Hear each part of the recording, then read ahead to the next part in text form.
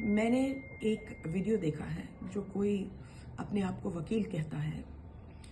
उसने ये कहा है कि जो नया कानून निकला है उसमें 291 सेक्शन में ये है कि अगर आप किसी भी कुत्ते को कंबल दो या खिलाओ तो आप उसके मालिक हो गए, और फिर उसके बाद अगर कुत्ते ने किसी को काटा या किसी के पीछे भागा या कुछ भी उसकी वजह से चोट आई तो आपको जेल में डाला जा सकता है और आपको फाइन देना पड़ेगा। ये बिल्कुल झूठ है।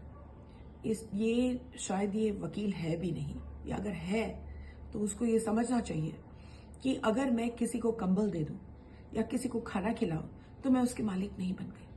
नहीं तो अगर मैं कोई भिखारी को अगर कंबल दे दूं और उसको खाना खिलाऊं तो मैं उसकी मालिक बन गई, या उसके क्या बन गई, माँ बन गई, पिताजी बन गए? बिल्कुल नहीं। लाखों लाखों लोग इस देश में जानवरों को खिलाते हैं, चाहे गौशालों में, चाहे कुत्तों को, चाहे कोई भी जानवर को, चाहे चिड़ियों को।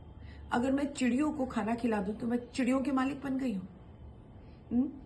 अगर कल मैं भिखारी को 50 रुपए दे दूं और वो 50 रुपए के साथ उस भिखारी ने शराब पी लिया तो क्या मेरी गलती है? शराब के लिए मुझे उठाया जाएगा? ये बिल्कुल ही गलत है। सेक्शन 291 में कोई नहीं ये अप्लाई करता ही नहीं है।